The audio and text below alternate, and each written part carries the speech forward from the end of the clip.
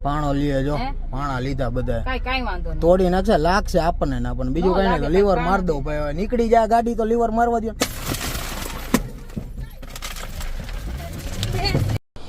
ધારાસભ્ય ચૈતર વસાવાએ જે પ્રકારે જેલવાસ ભોગવવો પડ્યો હતો તેમના પર ઇટીવીટીની બેઠકમાં ખોટો કેસ ભાજપ દ્વારા કરવામાં આવ્યો છે। આ મામલો તેમણે ગુજરાત વિધાનસભામાં ઉજાગર કરતા ગોંડલમાં જે પ્રકારે જિગીસા પટેલ પર હુમલો થયો છે અને હજી સુધી તેના પર એફઆઈઆર આરોપીઓ પર નથી થઈ તે મામલે પણ તેમણે આકરા તેવર દર્શાવ્યા છે।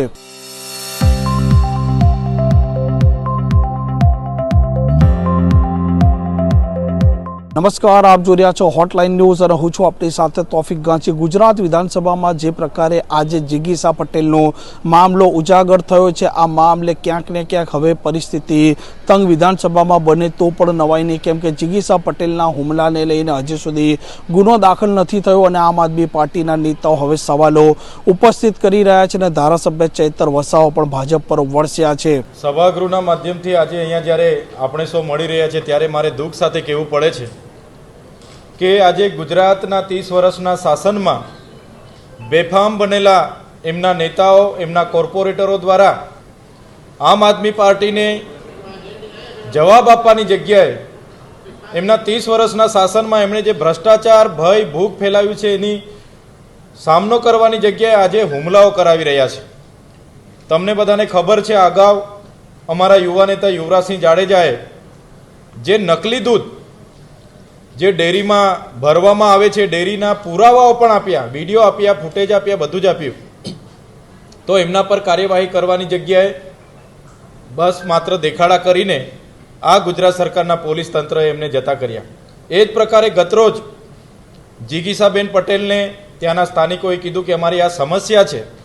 જીગીસાબેન પટેલે ત્યાંના કોર્પોરેટરને ફોન કર્યા કે આ પ્રકારની તમારા વોર્ડમાં સમસ્યા છે અને આપણે જઈને એનું સમાધાન કરી આવીએ, તમે પણ આવજો। તો એ કોર્પોરેટરે ત્યાં અસામાજિક તત્વોનું એક ટોળું ઊભું કરીને અને જીગીસાબેન પટેલની ગાડીના કાચ તોડી નાખ્યા, એમના પર જાનલેવા હુમલો કર્યો અને અત્યાર સુધી પોલીસે એફઆઈઆર નથી કરી। જીગીસાબેન સારવાર હેઠળ છે તો પોલીસ કોની રાહ જુએ છે? એક બાજુ આ લોકશાહી દેશના ધારાસભ્યને તથાકથિત સામાન્ય બાબતમાં એટીવીટીની મીટિંગમાં કાચનો ગ્લાસ મારી એમ કરીને એફઆઈઆર થાય એના પહેલા ધરપકડ કરી લેવામાં આવે છે। એક ધારાસભ્ય તરીકે અમને તથાકથિત કેસોમાં ખોટી એફઆઈઆરોને અંતર્ગત અમને 80 દિવસથી વધારે જેલમાં રાખવામાં આવે છે અને અમારા જે જીગીસાબેન પટેલ પર જ્યારે જાનલેવા હુમલો થયો તો પોલીસ કોની રાહ જુએ છે? કેમ એફઆઈઆર કરતી નથી? આખો ગુજરાત અને આમ આદમી પાર્ટી જીગીસાબેન પટેલ સાથે છે। જો જીગીસાબેન પટેલને ન્યાય નહીં મળશે તો આવનારા દિવસોમાં સડકથી લઈને આ વિધાનસભાના ગૃહ સુધી અમે રચનાત્મક કાર્યક્રમો આપીશું અને આ તાનાશાહી ભાજપની સરકારને જવાબ આપીશું। આ પ્રકારના સમાચાર માટે હોટલાઇન ન્યૂઝ ચેનલને લાઇક, શેર અને સબસ્ક્રાઇબ કરવાનું ભૂલતા નહીં। નમસ્કાર।